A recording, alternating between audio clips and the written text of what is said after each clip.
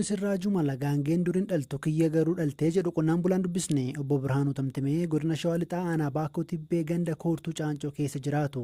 Gaangeen isaanii kana qonna biratti mi'a itti geessuun ittiin galii argatu. Haa ta'uutii garaan guddachaa dhufee torban darbe dhaluu ishee dubbatu. Kanaanis namuu diinqameeraa jechuun BBCtti himan maatii olaanaatu dubbise. Gaangee koo kana bara 2014 keessa nan bite. Gaarii kanatti nan oofaa bakka kumtaanas biltimaan maal hojjetan ture.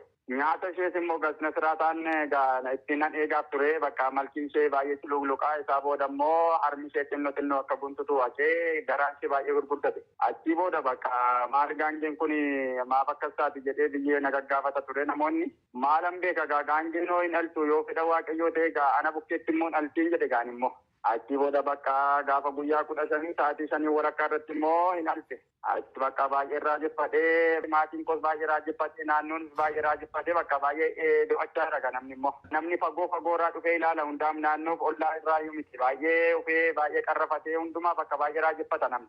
Gaangeen kun egaa ilmooma ishee faana eegaa jirti amma nama ufitti hin buttuu horii waan tokko ufitti hin buttuu. Ilmoo ishee immoo bakka finyootiin bukkeetti eegsisaa jirra. Bakka hojii immoo dhaabnee jirra bakka kunuunsa ilmoo sana eegaa jirra. Hojii immoo jireenya mana kanaa kan ittiin gaggeessinu bakka ittiin dhaabneetu ilmoo ishee ittiin kunuunsaa jirra. Gaarii kanas dhiibnee gara qonnaa kana xinnoo gaggeessina. Aduun ishee baay'ee na gammachiise bakka baay'ee wanta biyyarra hin jirre mana kootti ta'e jedheen baay'een itti gammadee hojii immoo bakka iddii isheen dhaltee ilmoo ishee kunuunfadheen boodatti gargaarama jedheen malee waan tokko ittiin gaddiniyan. Gaangeen garuu ni dhalti saayinsiin maal jedha ogeessa fayyaa beeladaa kan ta'an obbo Diidaa Abbaasaanoo dhimmi kun qorannoo dabalataa barbaadaa jedhu. Gaangeen maaliif akka ilmoo hin dhallee gama saayinsiin ibsuun eegalu firaafulee dhugaasaatu dubbise.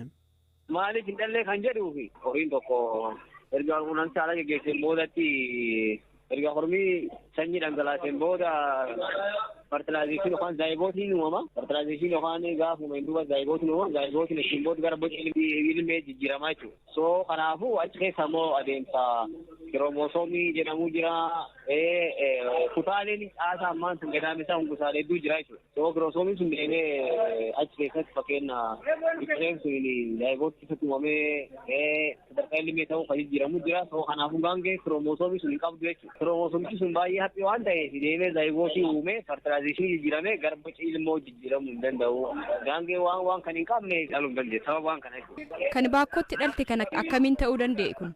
Ayaan arguu malee natti dhagaame garuu hin beeku.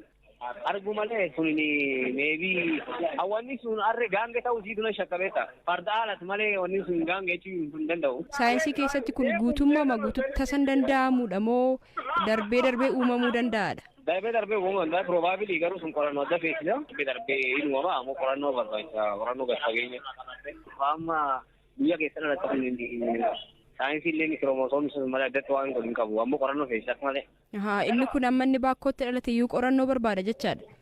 Gaangeen sun gaangeetti dhalchi moo yookaan ifiin gaangumatti dhalamoo gaangee sun akkamitti dhalchee abbaa ifiin gaangee farda abbaan gaangee harree eegenne gaangee gadeemte gaangee dhaluusi fardatti dhalchee moo harreetti dhalchee moo waan jedha qorannoo barbaachisaa jechuudha. Sin hojii keessan keessattis haa ta'uu barumsa irrattis haa ta'uu kanaan dura gaangee dhalte dhageessanii beektu yookaan agartanii beektu? Hin beeknu argine hin beeknu gaangee